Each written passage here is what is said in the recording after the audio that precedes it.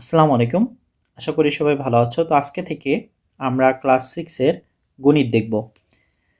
তো প্রথম পেজে দেখতে পাচ্ছ এখানে সূত্র দেওয়া আছে। তো প্রথম পেজে আমাদের কোনো দরকার নাই, কাজ নাই এখানে। দেখো এটা 2026 সাল মানে নতুন বই। অনেকে পাইছে, অনেকে পাও নাই। তো পেয়ে যাবা শীঘ্রই ইনশাল্লাহ। তো এখানে দেখো প্রসঙ্গ কথা, এটা আমাদের দরকার নাই এই পেজটা। সরাসরি সূচিপত্রতে আমরা চলে যাব। তো এখানে দেখতে পাচ্ছ বেশ কিছু চ্যাপ্টার আছে। আমরা চেষ্টা করব আগামী 3 মাসের মধ্যে প্রথম কিছু চ্যাপ্টার এবং লাস্টে জ্যামিতি এবং প্রথম দিকে বীজগণিতিক রাশি, প্রথম চ্যাপ্টার দ্বিতীয় চ্যাপ্টার মোটামুটি অর্ধবার্ষিকতে যেটা আসে সেটা আমরা কভার করে ফেলবো ইনশাল্লাহ। তো প্রথম যে চ্যাপ্টার বলছে স্বাভাবিক সংখ্যা ও ভগ্নাংশ। তো কি বলছে দেখি। এখানে বলছে প্রাচীন মানুষ বিভিন্ন বস্তু বা জিনিস গণনা করতে গিয়ে প্রথম সংখ্যার ধারণা পেয়েছিল।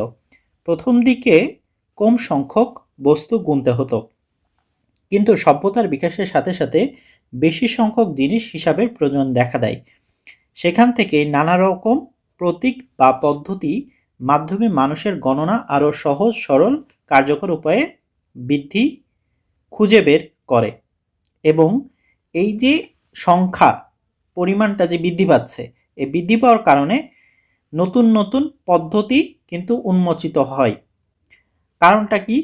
মনে করো তোমার যদি 10টা জিনিস থাকতো, তাহলে 10টা জিনিস কিন্তু তুমি সহজে এটা হিসাব করতে পারতা। কিন্তু তোমার কাছে যদি 1000 পেন থাকে, কলম থাকে, বা 1000 বই থাকে, তাহলে কিন্তু তুমি ওইটা সহজে হিসাব করতে পারবে না। ওইটার জন্য একটা পদ্ধতি লাগবে তোমার। তো এই যে মানুষের প্রয়োজন বাড়ার সাথে সাথে কিন্তু এই সংখ্যার প্রয়োজনীয়তাও কিন্তু দেখা দিয়েছে। এই জন্যই কিন্তু এই যে সংখ্যা কি হয়েছে, এটা উদ্ভাবন হয়েছে। প্রাচীনকালে মানুষ বিভিন্ন বস্তু জিনিস গণনা করতে গিয়ে যেসব সংখ্যা সৃষ্টি করেছিল তাদেরকে গণনাকারী বা স্বাভাবিক বা প্রাকৃতিক সংখ্যা বলে। তাহলে প্রাকৃতিক সংখ্যা কোনগুলা? এই যে 1 2 3 4 5 6 7 8, টোটাল 0 থেকে 1 2 3 4 5 6 7 8 9, এই 10টা হচ্ছে অঙ্ক বলে। 0 থেকে কত 9 পর্যন্ত এগুলোকে অঙ্ক বলে। আবার এগুলোকে সংখ্যাও বলে। মনে রাখতে হবে এগুলো কি অঙ্ক। এবং এই 10টা অঙ্ক দ্বারা যে কোনো সংখ্যা, যে কোনো কিছু লিখিতভাবে প্রকাশ করা সম্ভব। তো এখানে বলছে দেখো, অধ্যায় শেষে শিক্ষার্থীরা কি শিখবে এই পাঠটা আমাদের না দেখলেও চলবে। এটা এমনিও তোমরা ধাপে ধাপে শিখে যাবে। তো প্রথমে বলছে 1.1-এ অঙ্কপাতন। অঙ্কপাতনটা কি আগে দেখি কি বলছে এখানে।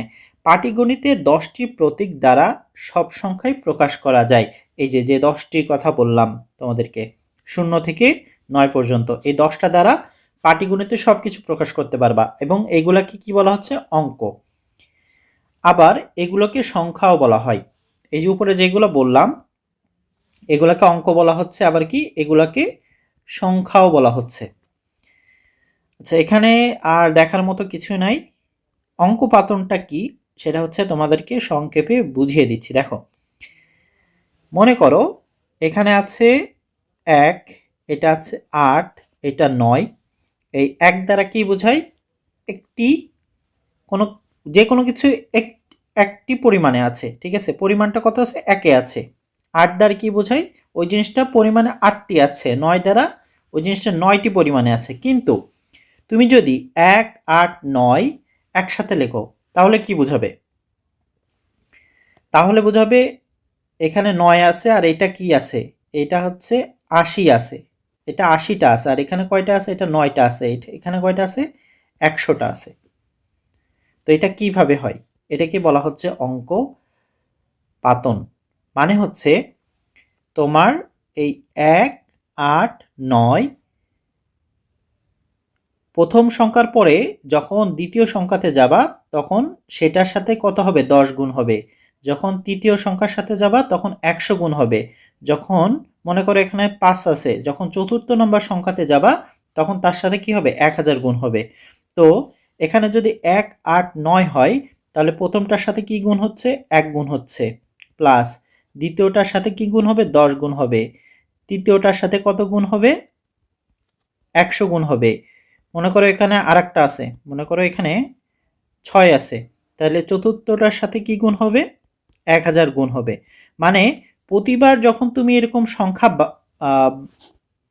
বাড়াবা, ঠিক আছে, তখন হচ্ছে তোমার এই 10 করে গুণ বেশি হতে থাকবে। প্রথমে 10, তৃতীয় করলে 100, চতুর্থ করলে 1000, এভাবে করে যে বাড়তেছে এটাকে বলা হচ্ছে অঙ্কপাতন। এখানে দেখো, এখানে একটা এক্সাম্পল দেওয়া আছে 333। যেমন প্রথমটা 3, এই যে 3, পরেরটা 3, এটা সেকেন্ড 3, 2 নাম্বার 3, এই জন্য 3-এর সাথে 10 গুণ করা হয়েছে, এটা 3 নাম্বার 3, এই জন্য এখানে 3-এর সাথে 100 গুণ করা হয়েছে। যদি এখানে আর একটা 3 থাকতো 4 নাম্বার, তাহলে কি করা হইতো? এখানে হচ্ছে 3 গুণ 1000 করা হইতো, ঠিক আছে। আবার যদি 5 নাম্বার থাকতো, মনে করো এটা 5 নাম্বার 3 না, তাহলে 5 নাম্বার 3টা কিভাবে প্রকাশ করতো? 3 গুণ এই যে 1, এই যে 5000, এটা হচ্ছে কি 10, ঠিক আছে। 3 গুণ এখানে কয়টা আছে ঘর? 4টা, এই যে 4টা শূন্য আর 3-এর জন্য 1, এইভাবে করে কিন্তু অঙ্কপাতন করা হয় আর কি। আচ্ছা, এখানে 1.2-তে বলছে দেশীয় সংখ্যা পঠন রীতি। সংখ্যা পঠন রীতি মানে সংখ্যা কিভাবে পাঠ করা হয় সেটা বোঝাচ্ছে। এটার জন্য, এটা কিন্তু তোমরা আগের ক্লাসেও দেখে এসেছো, বুঝো, তারপরেও আমি সংক্ষেপে একটু ধারণা দিব। সেটা হচ্ছে, দেখো, আমাদের যত সংখ্যা আছে সেই সংখ্যাকে আমরা এই ফরম্যাটে, দেশীয় আমাদের বাংলাদেশে এই ফরম্যাট হচ্ছে ব্যবহার করে প্রকাশ করি।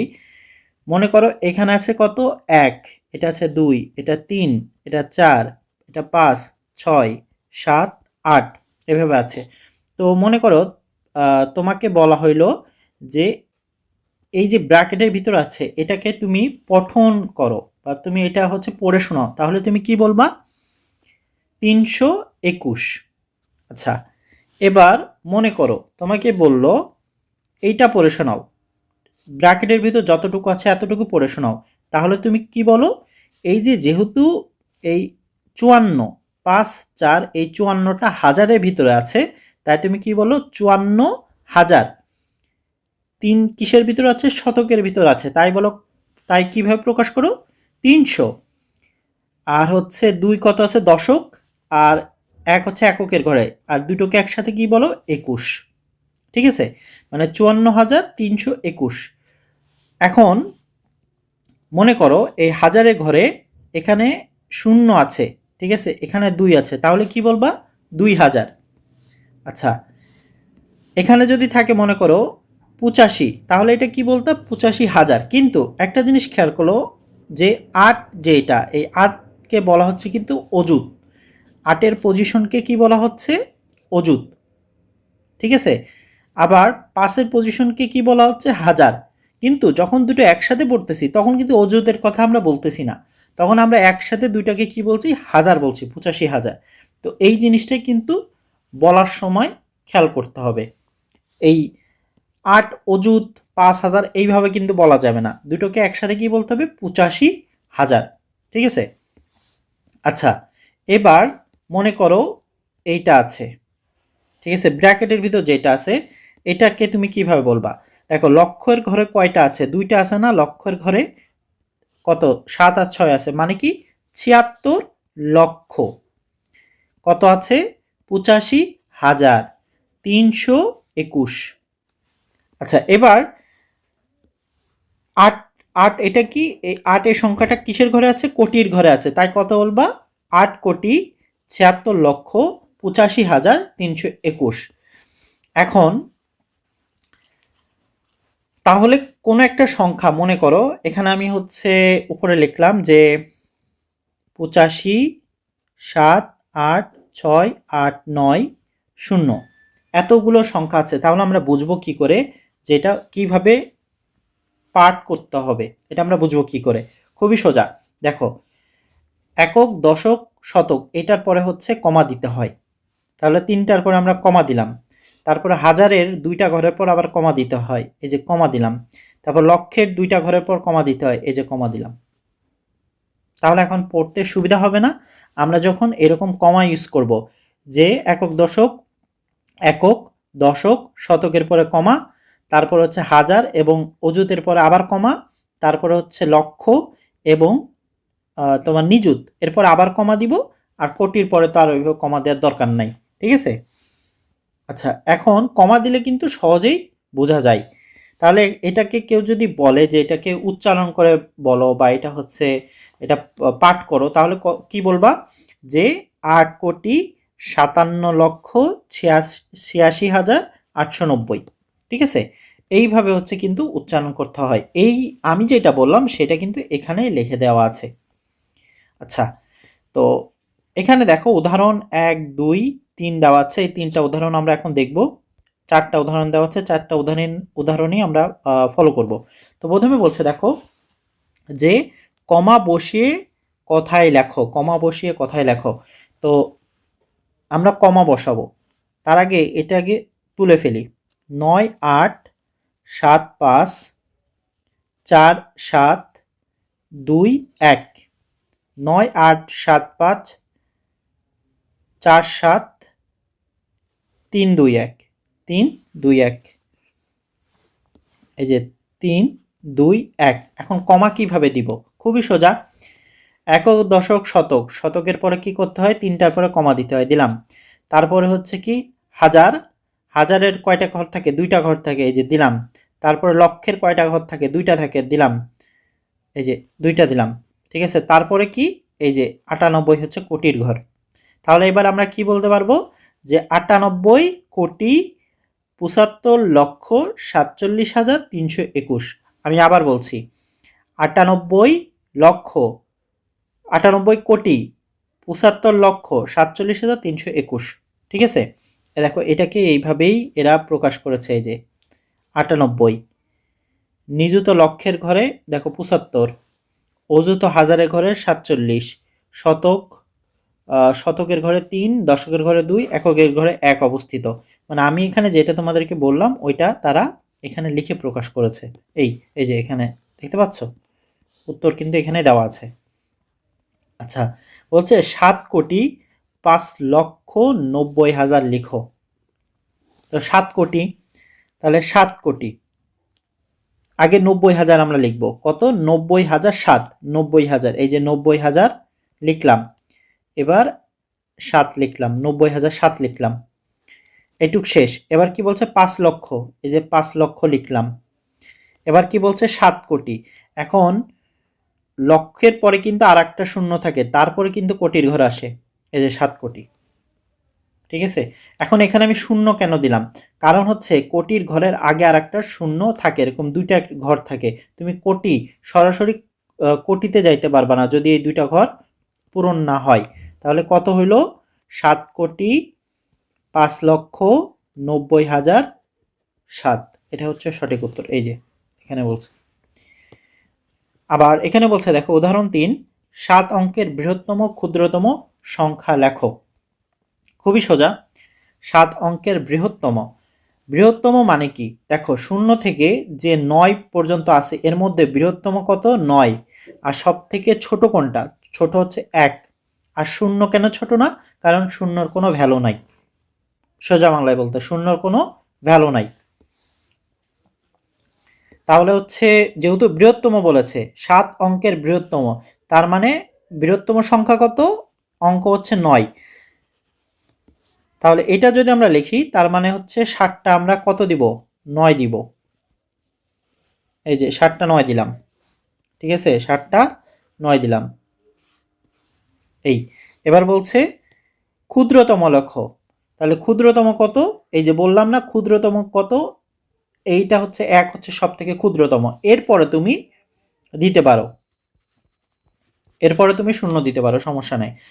কারণ কিছু নয় মানে তো 0। তাহলে 0 যদি তুমি 1-এর আগে দাও, এটা দেওয়া না দেওয়া একই বিষয়। এজন্য 1-এর পরে দিলে ওইটা হয় মিনিংফুল। তো এটা কি? এটা হচ্ছে 7 অঙ্কের বৃহত্তম হচ্ছে এটা 7টা 9, আর ক্ষুদ্রতম হচ্ছে 1, 5টা শূন্য, 6টা শূন্য।